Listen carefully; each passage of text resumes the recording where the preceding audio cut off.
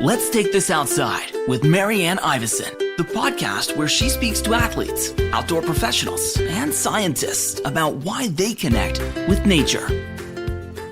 Jill Wheatley is an athlete and mountain climber currently climbing the world's 14 peaks above 8,000 meters, but with only 30% of her vision.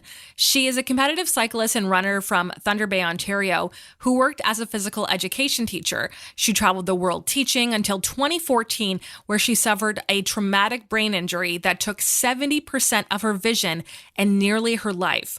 Jill's long road to recovery has brought her to peaks like K2 and the only Canadian female to summit 6 mountains above 8,000 meters.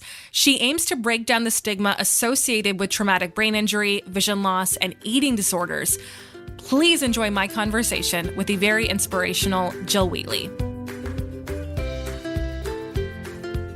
Jill Wheatley, thank you for joining me. I'm like a kid in a candy store right now. Oh, that's so nice to hear. Thanks so much for having me. You're in Canmore, and one of my favorite things about having to work around guest schedules is when they're like, I'm ice climbing, or I've escaped into nature for like 87 days and I'll be back eventually. For you, it's ice climbing, and then you're going to Nepal next month, so we had to like squeeze this in. That's right, yeah. Today's the first day, actually. I checked the calendar this morning. It's been like 23 days since I've had a day in Canmore.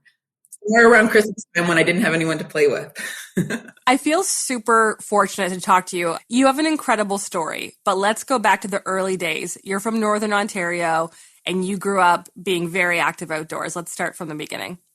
Yeah, so, I mean, it is long, it's complex. So I have an older brother and older sister. My parents, we were always active. Skiing was sort of our sport of choice in the winter, mostly, although my brother, there was hockey, and then camping all summer. And then throughout, I was training for the skiing, running. There was some field hockey in high school, like a little bit of soccer here and there. But then really sort of, I think skiing sort of brought me to the mountains, where I found really my passion for all things winter, and ended up moving eventually after college, moved overseas and fell in love with the Alps. Spent some time in Switzerland and Germany, which I'm sure we'll get to. But yeah, backcountry skiing was sort of my where my heart always is. And then with that, trail running sort of turned into mountain running and long distance cycling. At first, I thought road cycling would be really boring, but then living in Switzerland, it turns out very far from that.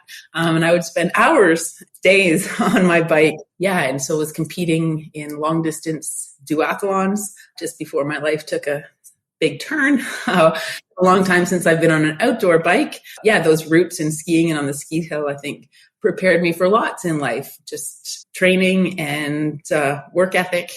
And yeah, just a passion for the outdoors and healthy lifestyle modeled by my parents. I'm so glad that you had that growing up, because you realize like when you grow up in it, because for me, like I've told this story a bunch of times on this podcast, but like I grew up on a farm, so I spent a lot of time outside. So I think your childhood has a huge impact on what you're doing later in life. But your life led to you teaching phys ed in Germany. Where was like the trajectory of your life going? You're clearly an athlete, you were competing. Like where was your life heading? I had actually thought because society sort of led me to believe that I should be moving up the ladder in education. So not just being a PE teacher, but being like a head of department and then a principal, director of curriculum.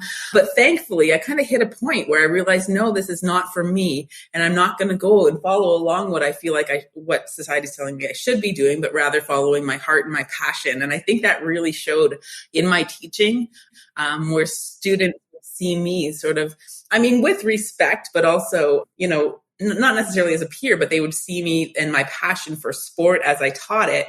And they would feed off that, the energy, because, I actually really do enjoy doing what I'm doing and being outside, being on the field with the students or running in the forest, making running fun for kids who may not enjoy it. Yeah. So at that time I was living on a farm in Bavaria, very picturesque. I could ride my bike or run to work, like run about 15K or do like a couple hour bike ride before I would go to the international school where I worked, teach sport all day and cycle home during the work week, and then actually some coaching.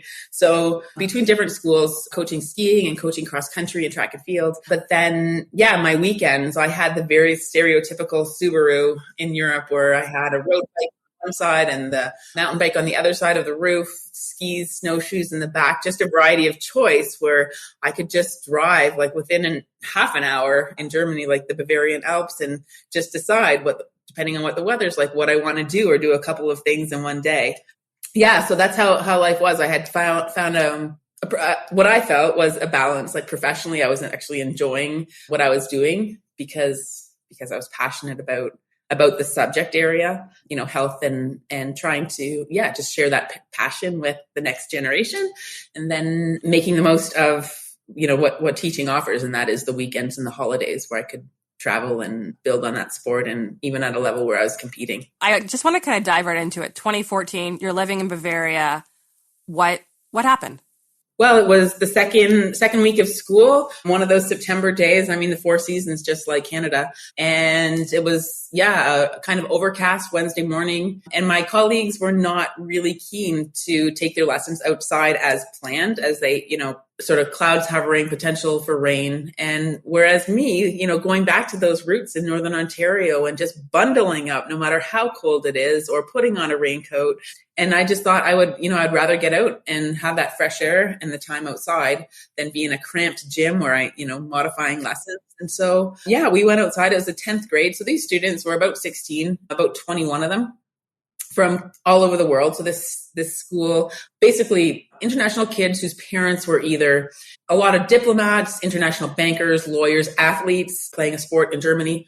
So they came from a variety of countries. Together, we all spoke English. That was our mode of communication. So the lesson, we did our warm up. I'm looking down on the field. Like I remember it as if I'm like an eagle looking down on the field. And basically students we were broken up into 3 kind of learning centers where we're working on skills.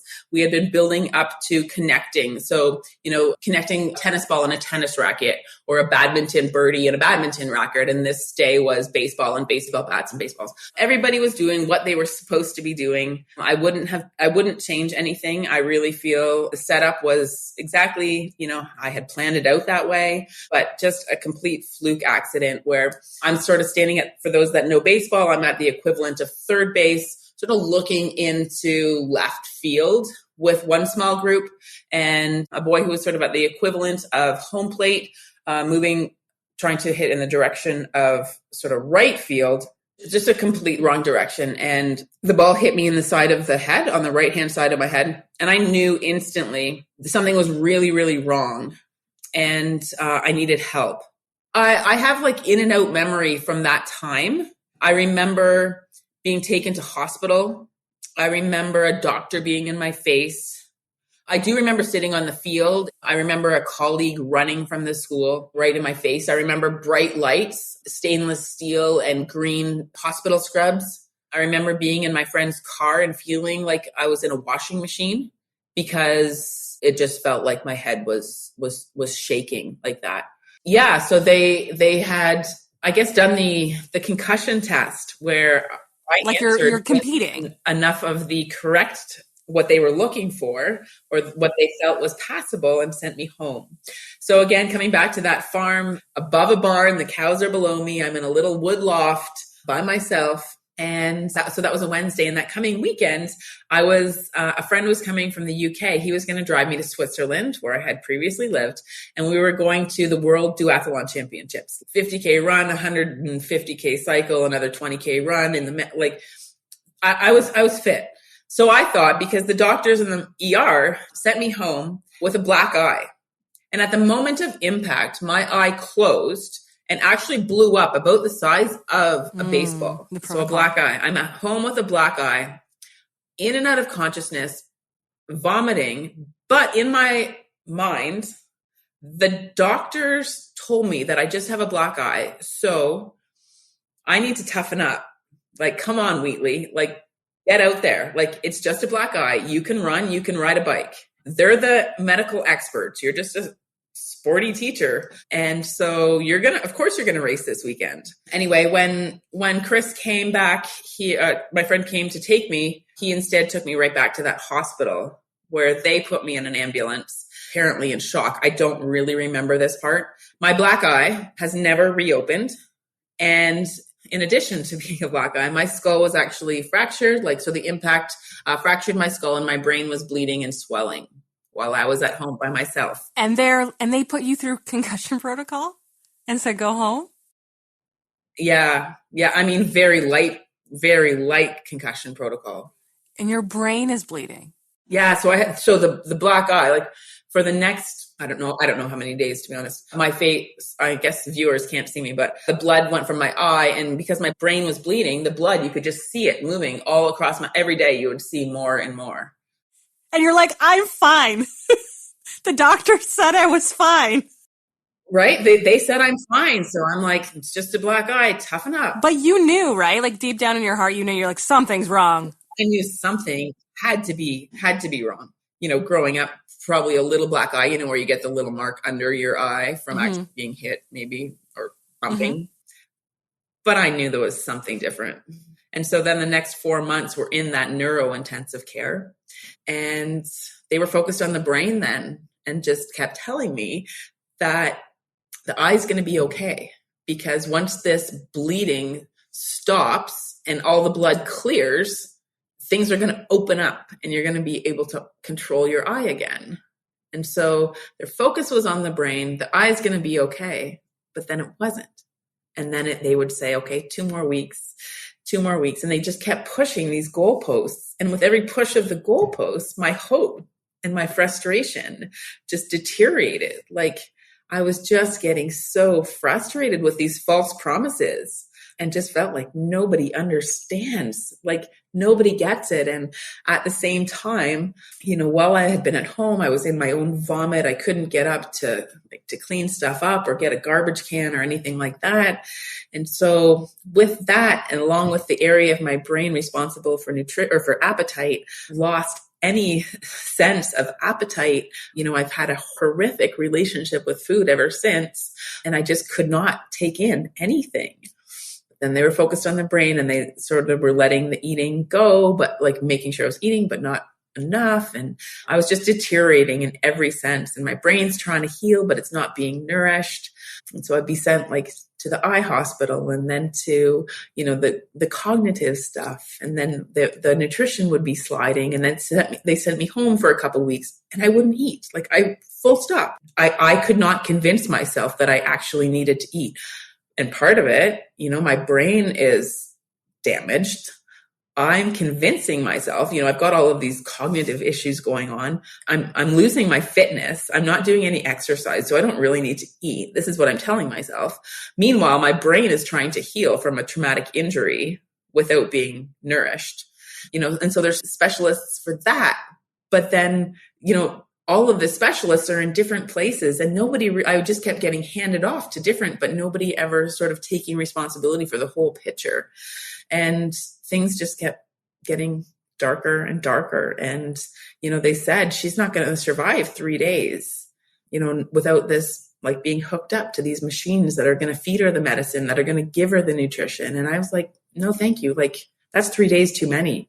I didn't want to live to see another day. If I'm going to have to live with a disability, not being able to drive, have the autonomy, you know, the independence of the life that I've just been talking about, been sharing, you know, then no thanks. I'm out of here. I'm done. You know, I didn't think that life was worth fighting for at all.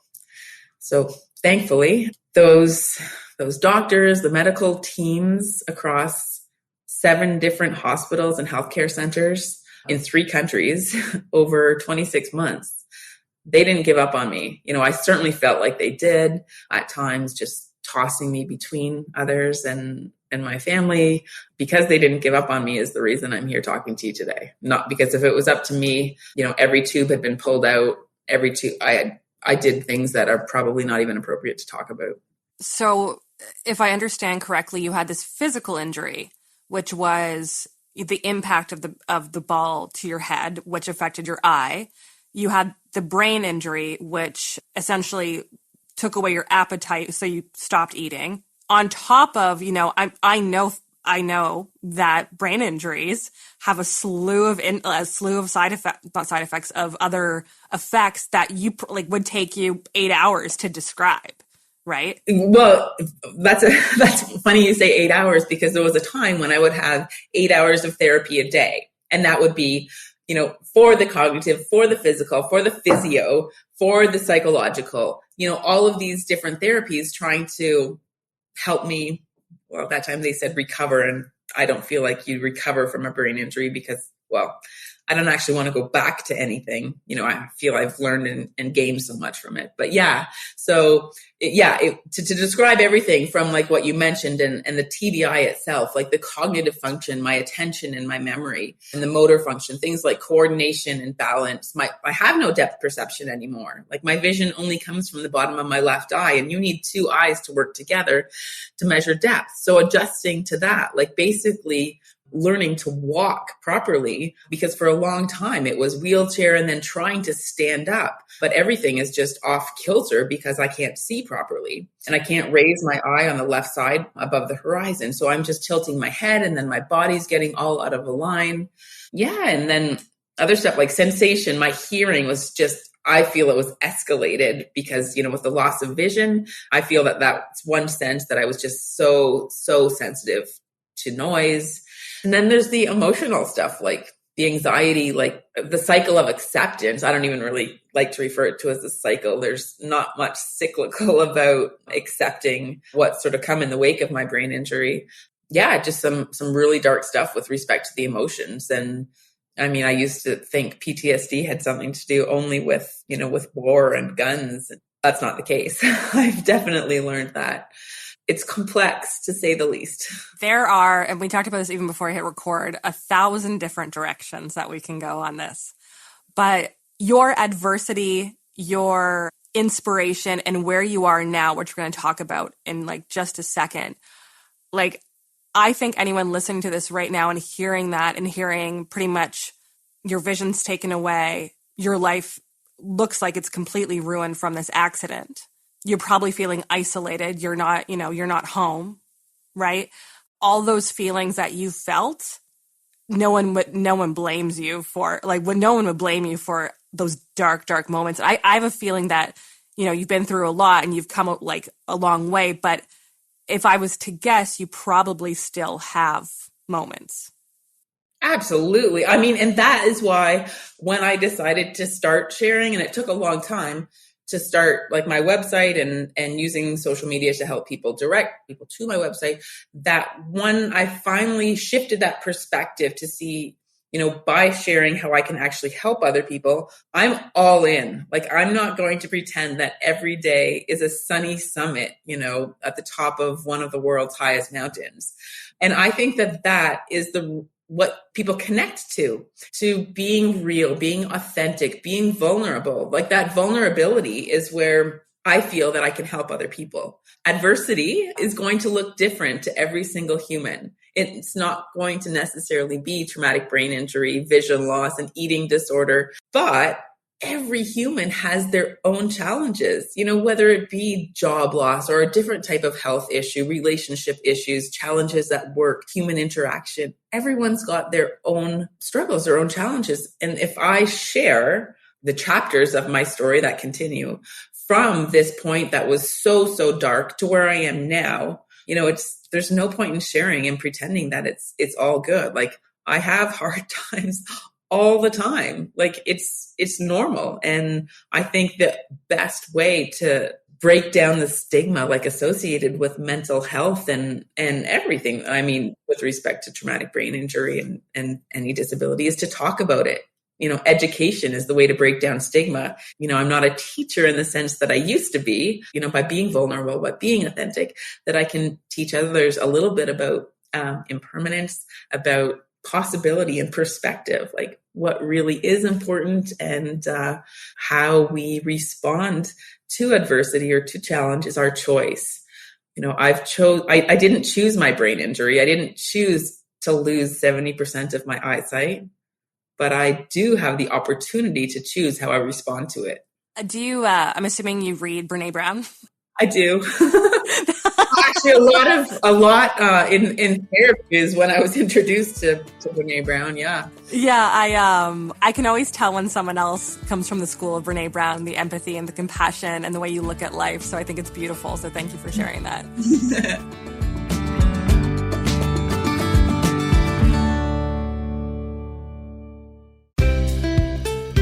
Let's take this outside with Marianne Iveson. So not only did you, I'm putting recover in air quotes. Yeah. But like you learned how to, walk again. You learned how to navigate your life again. But then you took it 5 billion steps further. Now you're ice climbing. You are climbing mountains, literally the highest mountains in the world. And I'm sure there's a whole story with that. But I do want to just jump to what is Vision 8000? And would you have done something like this before your injury? I don't think I would have ever thought it was even possible for me to do this before my injury. It's just the way that life has evolved. It's not like I came out of hospital and said, I'm going to jump to the world's 14 highest peaks. So the final healthcare, the last 7 months were in Colorado. For so many months, I could see the Colorado Rockies, the mountains from my hospital bed. And I was just so angry at that point. I was still just livid. I didn't want to be there. I didn't feel like I needed to be there. And I would just say to the doctors, just let me go. I'll figure it out. Just let me go. I want to go to those mountains and I'll just figure it out. That's what they say. What are you going to do? I'll figure it out. I was just angry and I'd throw stuff and break stuff. And one gentle doctor, and this has only come within the last few years that I've actually put this memory together. Dr. Mailer was the head of the unit I was on at Denver Health.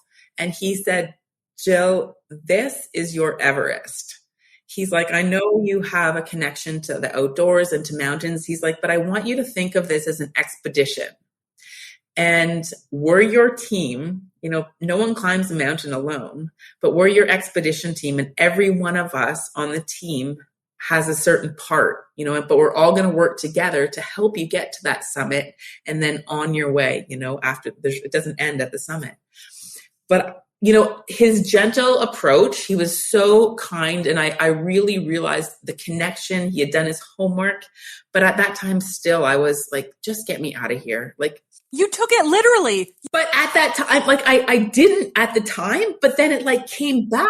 I was walking in Khumbu the first time I went to the Everest region, and my friend said, hey, if you look through those trees, do you know what mountain that is? And it was at that moment, a spark lit. I'm like, Dr. Mailer talked about Everest, and that's Everest I can see. And anyway, I had just put it on the shelf until then, and that spark ignited. So my first time in Khumbu, just back a little bit, after being out of hospital, not knowing what to do, I couldn't live in Germany because, my visa depended on my job. I was no longer able to work. So they took away my residency. My apartment had been given up. My car had been sold. I had no driver's license because you can't drive with the 30% vision. So I was so lost.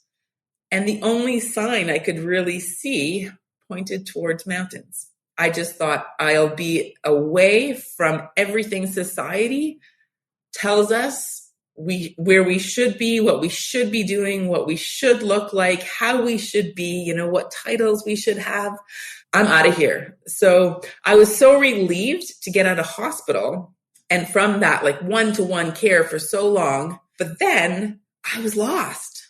And so, the sign pointed to mountains. So I decided for 1 year I would travel. I'm doing this a circle around the globe, 13 different massifs to avoid winter, because with my vision and lack of depth perception, I thought, not a chance I will ever be somewhere where there's winter or snow because I can't walk through that. I went through Nepal. So I went through Europe and then India, the Indian Himalaya, and then Nepal. Was with a friend who convinced me to do a trail race. This is 10 months out of hospital, and the Annapurna 100 is a pretty high mountain race. And I just thought, I'll just appease them and just register. And then I thought, if I get to myself to the start line, that's huge because it starts in the middle of the night and I can't see a thing in the daylight, never mind the dark. Jeez. Anyway, I got myself to the start line, and then I got to myself to the finish line, and it was like a fairy tale. How though? How did you like navigate that? Well, the one thing I focused on was I knew the sun was going to come up. If it had started at night, like sunset, but it started, I think, at 4 a.m, maybe 3, but I knew at like 5 o'clock the sun was going to come. Yeah, I just started and there was nothing that was going to stop me. And, I love hills. I prefer climbing and going up. And I just had this energy that I could never imagine. Like still to this day, I just think, oh my gosh, I can't believe how well that went. And the race director said, hey, what are you doing in a couple of weeks? There's a race around Manaslu. It's a stage race. So Manaslu is the world's 8th highest mountain. I had no idea at the time. I couldn't tell you any 8,000 meter peak at the time other than Everest because that's what everybody knows. And I thought, no, sorry, I'm flying. I'm doing this thing. I'm going to New Zealand next week. And then I went to bed that night and I'm like, what are you thinking? Of course you do.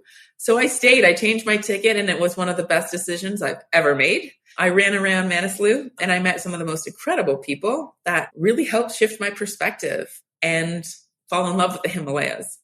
And then I knew I wanted to stay in Nepal longer. So I continued my travels. And then that 1 year of thinking that I would have life figured out and to know what direction I was going to go. I mean, here I am. And that was 2017. The second year back to Nepal, to the Everest region. That's where I spotted Everest for the first time, was really intrigued with the altitude, did the 3 passes, which is like a multi-day trek over 3 passes that are about 5,500 meters. I saw Amadablam, which if any climbers listening probably know, it's one of the most technical 7,000 meter climbs and most stunning mountains in the world. Can I quickly say that it was on my way up to base camp that it's my favorite mountain. It is so when I saw that you climbed it, because I saw it in your bio, I got so excited because it's visually stunning. It's like a visually stunning, beautiful, prominent mountain in the Himalayas. And that's just it. Like it's not like a biased, oh, I climbed it, it's the most beautiful. But no, like I think no, it's like legit the most beautiful. Yeah. Yeah, like the Matterhorn in Europe, but Amadablam, I would say globally. At that time, I wasn't running. It's kind of another side chapter. I got pneumonia, so I couldn't run the 3 passes, but I trekked. But slowing down and not looking at my watch, I was actually looking at these mountains and stopping and having conversations with people rather than just focusing on getting to the next village faster. And conversations with climbers and guides. And I was just really intrigued by what they did. And so I thought, okay, I've been running over 5,000 meters, running, hiking, fast hiking. And so I decided I would try my first 6,500. And it went really, really well. It was so fun. Island Peak, if anyone, many people know in Nepal, it's often used to acclimatize for higher peaks. And it went so well that I decided I would just go and get a permit, like literally, and then the next day go and climb another one, which I did. But I guess it turned out probably peak to peak, maybe 4 or 5 days. So I climbed Island Peak in Labuche within a week. And then I knew I wanted to try something a little bit more technical, but I've really come into it backwards. Like a lot of climbers, like work up their life, like they're rock climbers and have done all the technical training, but I had not done that. Like I literally just kind of walked into this, but with good people and prime location, I've sort of been learning skills along the way. And yeah, so I was able to climb Amadablam right after the pandemic. Extremely special because permits had just opened up. The country's airport wasn't even open. And we were able to summit, my friend and I, alone. Like nobody gets to stand on top of the most beautiful mountain in the world with nobody else there. Like we had the camps, which are renowned for being like on the literally like the edge of cliffs, essentially. And we had it to ourselves.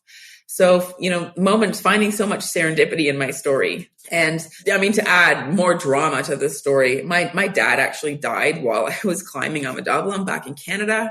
I'm sorry. No, but it turns out like I knew the country was closed, like borders were still closed. I couldn't come back, but I say this because I found so much strength with that additional, like, mixing the grief, but also I just felt so close to my dad. And I knew that I was ready for something more. And so I decided if I'm going to try an 8,000 meter peak, that it should be Manaslu because, well, one, it's recognized as one of the easy 8,000ers, but also I thought it was kind of special that I had run around it. So maybe I would just try going up it. So within a year, so last September, I climbed Manaslu, the world's 8th highest mountain, and got to the true summit. My traumatic brain injury set me up for something in terms of perspective. Like climbing an 8,000 meter peak, yes, there were hard moments, but nothing compared to what I've been through as a result of all that came, the avalanche that came in the wake of my TBI. And so when moments get tough, the weather gets bad or you're stuck in a tent and it's blowing minus 40 degrees, I'm choosing to be there. I've chosen this challenge and I choose how I respond to it. I didn't have that opportunity with my brain injury. And when I was descending Manaslu, I could tell you exactly where I was. Like the moment it was just like, there's got to be more to this. I want more of a challenge. I'm going to try all 14. So I went down and I talked to Mingma, who is the expedition leader that he owns the company that I climb with. And he was just extremely encouraging. And we sat down with a calendar and mapped it out. So like the name just came to me at the same time, like Vision 8,000. It's perfect. It's a great name. Yeah, it doesn't need a name, but yeah, it has to have this name. And yeah, so we sat down with the calendar and mapped out 14 peaks within 2 years from start to finish. And so 2 years. Oh yeah. So the idea was 7 last year, 7 this year. And I got 6 because Nanga Parbat, our last expedition, we had incredibly challenging conditions and avalanches had us walking away, but safely. And everyone survived. Everyone is healthy. So I didn't get my 7 summits this year, but I got 6. So now I have 8. That's crazy. So, and I want to point out too, you're the only Canadian female to summit 6 mountains above 8,000 meters. I want to point that out very quickly. Yeah. And I don't do this for records at all. And it took someone else telling me that no one's actually summited more than 4. That's cool, but it's not the reason I do it. And if, I hope that people don't think of me and think of records, but they think of, wow, that's taking adversity and choosing to do something with it. Can I ask you something very, I hope this isn't too personal, but I want to know, when you're climbing and with your 70% vision loss, what, just so people can imagine, you say you did mention, I can see the mountains. What can you see? What are you able to navigate, if you don't mind me asking?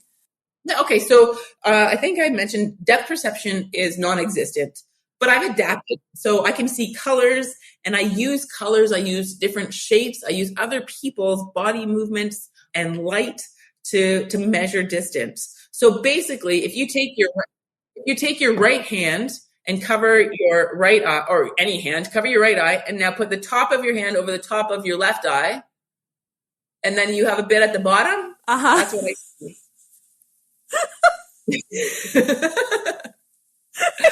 Now get up and try to walk. No, I'm not. We're in the middle of a podcast. So yeah, I just think I've adapted. I don't fall as much as I used to, but I could write a book about, the stories of falling, running, walking, but especially downhill because, you tend to want to go forward. Your body gravity pulls you faster downhill. And so tripping, I miss roots and rocks because of the shadows, because of the light. That's why I was asking, you might, right. But you might have to be so precise when you're mountaineering, right? With with all the gear. So you must it's incredible how much the body can adapt. It is. And with time, and I'm like you said before, when I was talking about just being authentic and vulnerable, I don't like to ask for help. I want to be independent. I want to do everything myself, but I do I get frustrated because especially the downhill, when you've summited, but the hard part for me is actually getting back down, coming off K2, the most technical mountain in the world. There's a lot of rock to navigate. And yeah, we have ropes and there's fixed lines, but you still have to change your gear at every different rope, and you've got crampons and feet and rocks and things falling. Yeah, it's descending that is difficult, visually, but then in my mind too. the mountains of my mind are really most challenging going down. Like I can hold my own with pace and strength going up, but coming down, that mentally is a mountain. Like I want to be quicker. I want to be more efficient downhill. And, I'm not putting my arms out. I mean, I'm sure I still do, but I don't notice it. Like those first months, year in hospital, just getting used to walking again. But yeah, so I use different cues than a full-sided climber, that's for sure. And I definitely am not the fastest one to descend.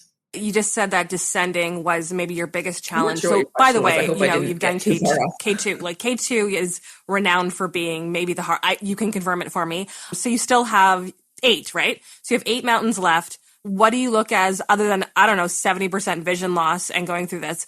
Other than that, what do you find going to be your biggest challenges finishing them? Because I have no doubt that you're going to do this. If you've done K2 already, if you've done like 6 of them already, like you're going to do it. Yeah. Oh, I will do it. It's just a matter of Mother Nature cooperating, really. I mean, there's the things I have to let go of, the things I can't control. And that's the reason I didn't get 7 done this year, is because, weather conditions. My first one of the season is going to be about 6 weeks from now. I'll start Annapurna, and it's notorious for avalanches and just severe weather. So that'll be the biggest challenge. But not far behind that is actually Everest, and not because of its height or because of its reputation, but because of the number of people going to it. I've mentioned or alluded to, at least, groups, society, sort of being alone in nature. And that's part of the reason I do climb, or how I ended up in the mountains, is, to be away from that.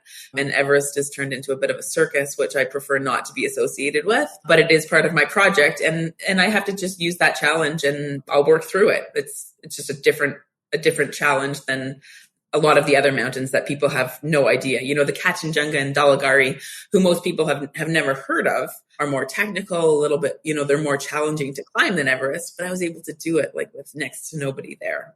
So that'll be a challenge. And then the third thing, financially, this is like, I'm not able to do it. I was going to ask, how can people support you? How can you get this done? Do you have sponsors? How can people help you? Wishful thinking. My sister has set up a GoFundMe page, but I understand, people don't have a lot of money to give, but so there's been a little bit there. I've had some sponsors in terms of gear, like backpacks, my jewel bow, my sunglasses and goggles. Yeah, so Hyperlight's given me packs. Lakey has given me some gloves and like trail running poles, skiing poles, mountain climbing poles. So and Himali has given me like my down suit and some jackets and gear, but that doesn't pay the expedition fees. And so thankfully, Mingma has been my expedition leader. He's just been very gracious in terms of time and trusting that, I will get the money eventually. But yeah, I wouldn't be able to do it otherwise. And I keep things simple, like the people that are, on the extravagant Everest, like 5-star, that's not me. I don't go, for the luxurious expeditions.